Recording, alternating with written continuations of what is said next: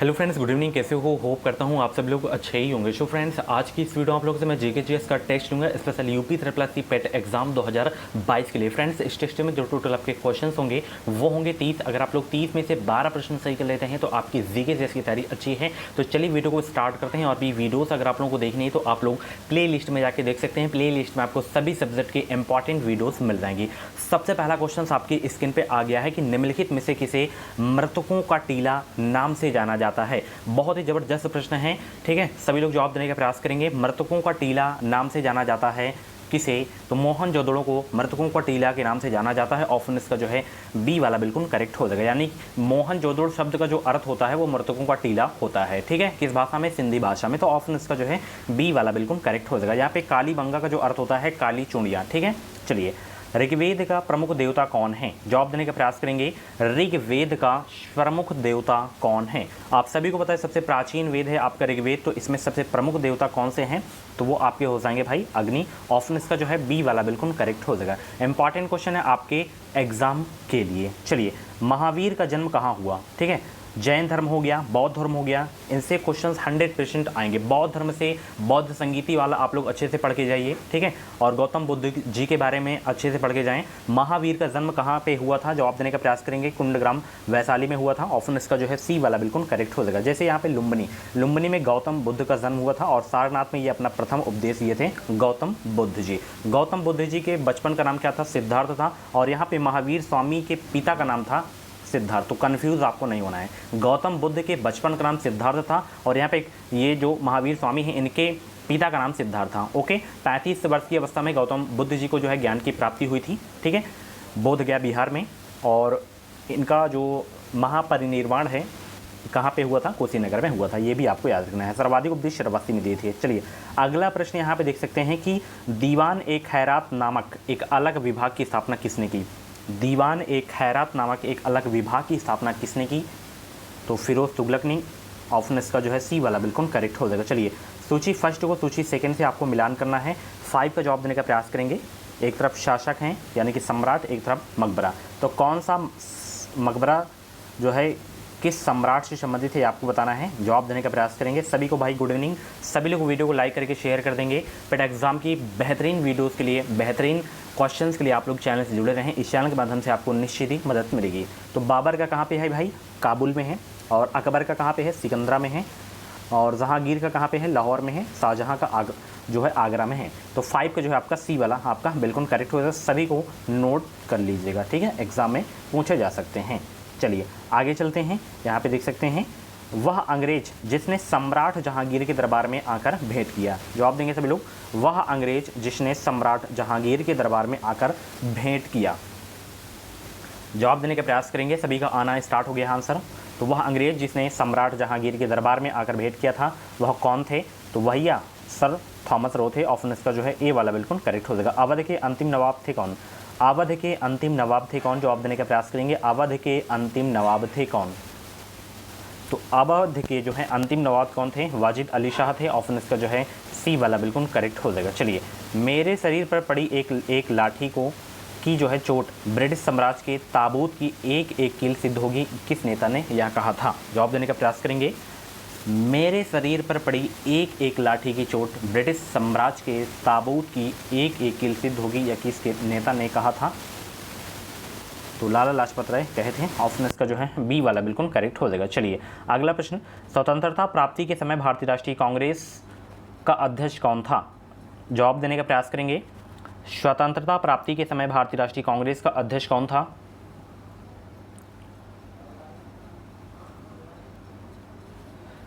तो स्वतंत्रता प्राप्ति के समय भारतीय राष्ट्रीय कांग्रेस के अध्यक्ष थे जेबी कृपलानी जी। ऑप्शन इसका जो है डी वाला बिल्कुल करेक्ट हो जाएगा। चलिए अगला प्रश्न, कर्जन ने भारत का विभाजन कब किया था? कर्जन ने भारत का विभाजन कब किया था?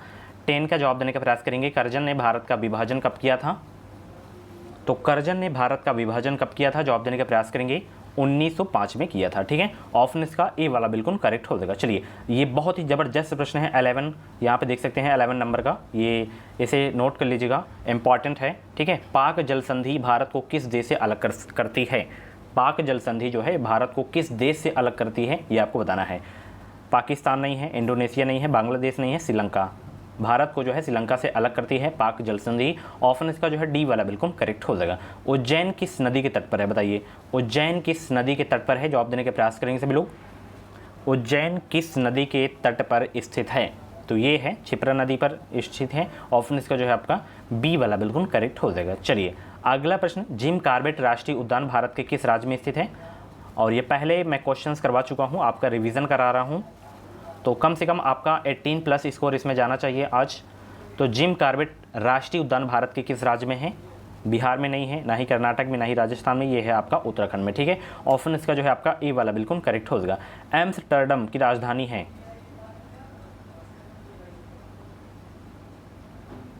14 का जवाब देने का प्रयास करेंगे सब लोग। तो एम्स्टर्डम जो है नीदरलैंड्स की राजधानी है, ठीक है।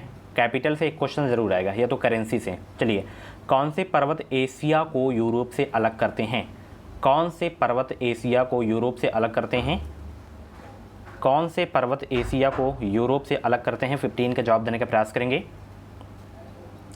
कौन से पर्वत एशिया को यूरोप से अलग करते हैं, तो वो पर्वत है आपका यूराल है। ऑप्शन इसका सी वाला बिल्कुल करेक्ट हो जाएगा। चलिए, जीएसटी काउंसिल की अध्यक्षता कौन करता है, जीएसटी काउंसिल की अध्यक्षता भाई कौन करता है, जवाब देने का प्रयास करेंगे। जीएसटी से भी एक क्वेश्चन आएगा सिलेबस में, जीएसटी से क्वेश्चन आएगा, पंचवर्षीय योजना से आएगा, ठीक है। वित्त आयोग हो गया, नीति आयोग हो गया, इनके बारे में अच्छे से पढ़ के जाइएगा। जीएसटी काउंसिल की अध्यक्षता कौन करता है, तो केंद्रीय वित्त मंत्री करते हैं इसकी अध्यक्षता। ऑप्शन इसका जो है डी वाला बिल्कुल करेक्ट हो जाएगा। वाणिज्यिक बैंकों का राष्ट्रीयकरण, ठीक है, राष्ट्रीयकरण से एक क्वेश्चन आएगा। वाणिज्यिक बैंकों का जो है राष्ट्रीयकरण कब हुआ, तो बैंकों के राष्ट्रीयकरण के बारे में आप लोग पढ़ लीजिएगा एक बार अच्छे से, अगर क्वेश्चंस आपके गलत हो रहे हो तो वाणिज्यिक बैंकों को जो राष्ट्रीयकरण हुआ था ये हुआ था 1969 में। ऑप्शन इसका जो है आपका सी वाला बिल्कुल करेक्ट हो जाएगा। चलिए, CRR का असंक्षिप्त रूप तो आपको बताना है। CRR, ये क्वेश्चंस बहुत रिपीटेड हैं, ये क्वेश्चंस कई बार कई एग्जामों में पूछा जा चुका है, तो CRR का फुल फॉर्म आपको बताना है। 18 का जवाब देने का प्रयास करेंगे, 18 का राइट आंसर क्या हो जाएगा।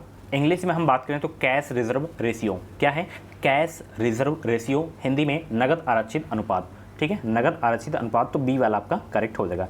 इंग्लिश में नोट कर सकते हैं कैश रिजर्व, ठीक है, कैश रिजर्व रेशियो। चलिए आगे देखते हैं, प्रधानमंत्री जन धन योजना की शुरुआत किस वर्ष की गई थी, प्रधानमंत्री जन धन योजना की शुरुआत किस वर्ष की गई थी, तो प्रधानमंत्री जन धन योजना की शुरुआत 2014 में की गई थी। ऑप्शन इसका जो है आपका बी वाला बिल्कुल करेक्ट हो जाएगा। चलिए, आर्थिक कार्यों के क्षेत्रक मुख्यतः कितने भागों में बटे हुए हैं, 20 के जवाब देंगे सभी लोग। आर्थिक कार्यों के क्षेत्रक मुख्यतः कितने भागों में बटे हुए हैं। सभी लोग वीडियो को यार लाइक कर दो और चैनल को सब्सक्राइब जरूर कर लेना, ताकि आने वाली सभी वीडियोस को नोटिफिकेशन आपको समय समय से मिलता रहे। आर्थिक कार्यों के क्षेत्रक मुख्यतः कितने भागों में बटे हुए हैं, तो ये 3 भागों में बटे हुए हैं। ऑप्शन इसका जो है सी वाला बिल्कुल करेक्ट हो जाएगा। भारतीय संविधान की प्रस्तावना में किस प्रकार के न्याय की बात नहीं कही गई है, जवाब देने का प्रयास करेंगे। 21 का राइट आंसर क्या हो जाएगा।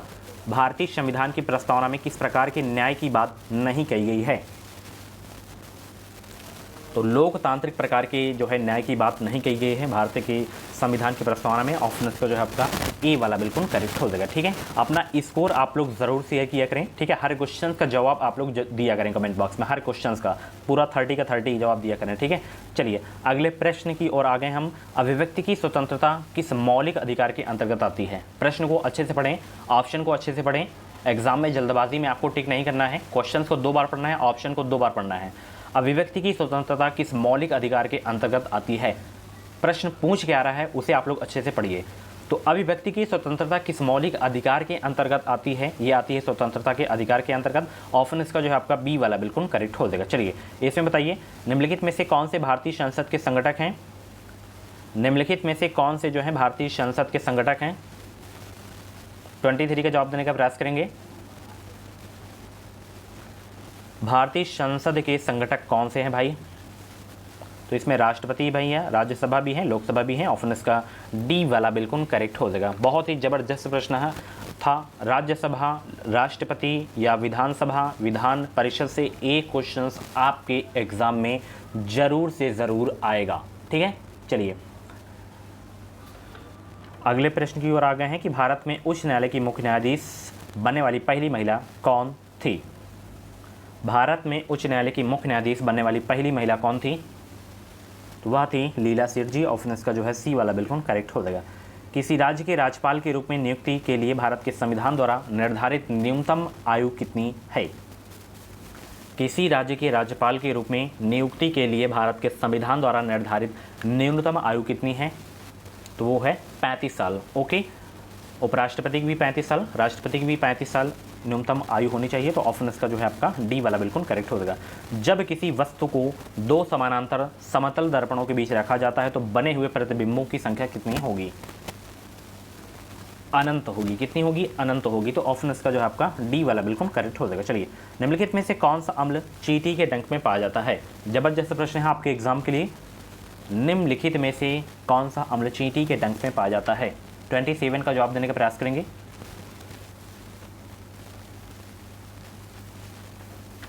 फार्मिक अम्ल पाया जाता है। कौन सा? फार्मिक अम्ल पाया जाता है। 27 का जो है आपका, या मेथेनाइक भी बोल सकते हैं, मेथोनाइक भी। ऑप्शन इसका जो है आपका ए वाला बिल्कुल करेक्ट हो जाएगा। फार्मिक पूछे तो फार्मिक। चलिए, ऑप्शन में फार्मिक हो तो फार्मिक आपको लगाना है, ठीक है। चलिए, निम्नलिखित में से किस अम्ल को अम्लों का राजा कहा जाता है? किस अम्ल को अम्लों का राजा कहा जाता है? तो सल्फ्यूरिक अम्ल को कहा जाता है अम्लों का राजा। ऑप्शन इसका डी वाला बिल्कुल करेक्ट हो जाएगा। कवकों के अध्ययन को कहा जाता है क्या? कवकों के अध्ययन को कहा जाता है क्या? तो माइकोलॉजी कहा जाता है कवकों के अध्ययन को। ऑप्शन इसका जो है सी वाला बिल्कुल करेक्ट हो जाएगा। लास्ट क्वेश्चन यहाँ पे देख सकते हैं, विटामिन का है। निम्नलिखित में से कौन सा जल में घुलने वाला विटामिन है? जल में देखिए बी और सी, बचा आपका ए, डी, ई, के, ये आपकी वसा में घुलनशील होते हैं, ठीक है। तो इसमें आपका सी हो जाएगा, ठीक है। बाकी ये ए आपके जो है आपके वसा में घुलनशील है। तो ऑप्शन इसका जो है आपका बी वाला करेक्ट हो जाएगा। ये मैथ का क्वेश्चन है, लगा सकते हैं, तो इसका जवाब दीजिएगा जरूर कमेंट बॉक्स में, ठीक है। और जितने भी आपके 30 में से क्वेश्चन सही हुए हो तो कमेंट बॉक्स में अपना स्कोर जरूर बताइएगा। मिलते हैं अगली वीडियो में। इस वीडियो को लाइक करें, शेयर करें। Thank you so much.